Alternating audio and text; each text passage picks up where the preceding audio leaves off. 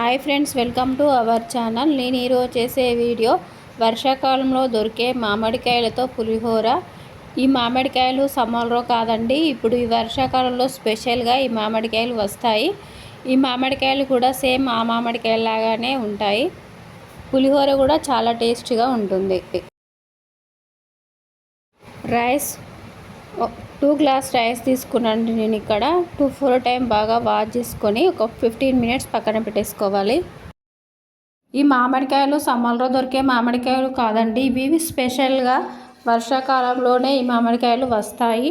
ఈ మామిడికాయలతో చేసే పులిహోర కూడా సేమ్ ఆ మామిడికాయలతో చేసే పులిహోర లాగానే చాలా టేస్టీగా ఉంటుంది. మామిడికాయల మొత్తం ఇలా ఫిల్ చేసుకోవాలి. నేను ఇక్కడ 2 మామిడికాయలు తీసుకున్నానండి పులిహోరకి.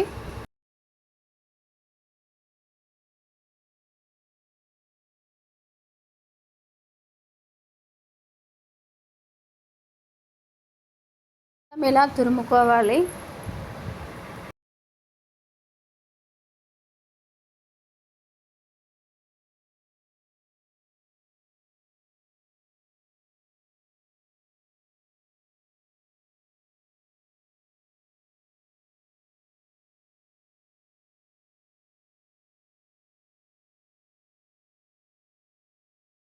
రైస్ మొత్తం వేరే ప్లేట్లోకి తీసేసుకోవాలి.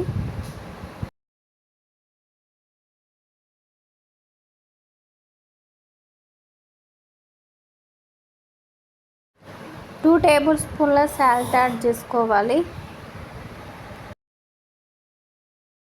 మామిడికాయ తురుము ఇప్పుడు రైస్కి యాడ్ చేసుకోవాలి.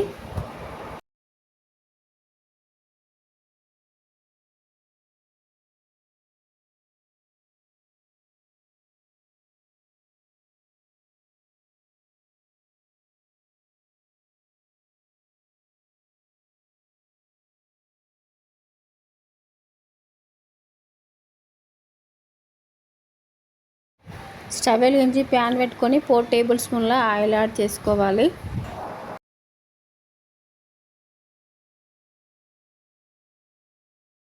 త్రీ టేబుల్ స్పూన్ల పల్లీలు యాడ్ చేసుకోవాలి.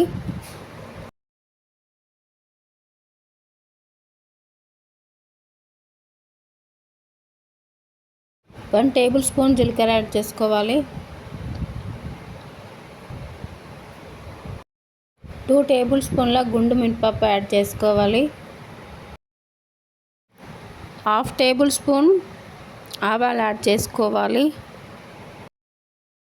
4 గ్రీన్ చిల్లీస్ యాడ్ చేసుకోవాలి. 3 ఎండుమిరపకాయలు యాడ్ చేసుకోవాలి. 5-6 వెల్లుల్లి రెబ్బలు యాడ్ చేసుకోవాలి.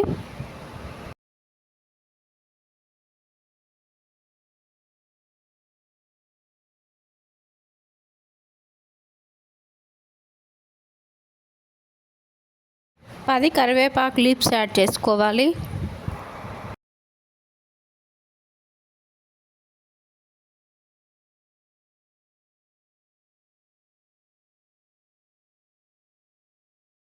ఒక హాఫ్ అన్ అవర్ ముందు నానబెట్టుకున్న పచ్చి శనగపప్పు యాడ్ చేసుకోవాలి. ఇప్పుడు శనగపప్పు ఇలా నానబెట్టుకోవడం వల్ల పులిహోర చాలా టేస్టీగా ఉంటుంది.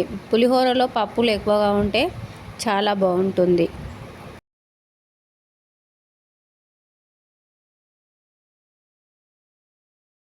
1 టేబుల్ స్పూన్ పసుపు యాడ్ చేసుకోవాలి.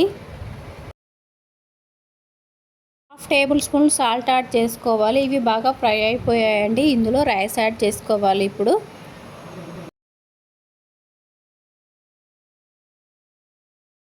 రైస్ యాడ్ చేసుకొని బాగా మిక్స్ చేసుకోవాలి.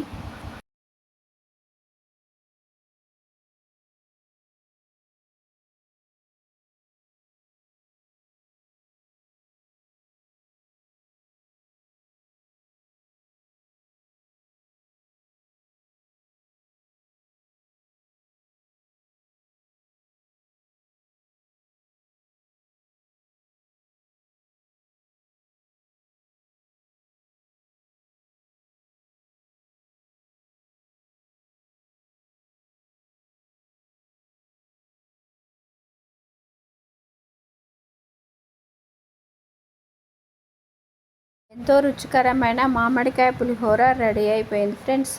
వర్షాకాలంలో దొరికే మామిడికాయలతో పులిహోర.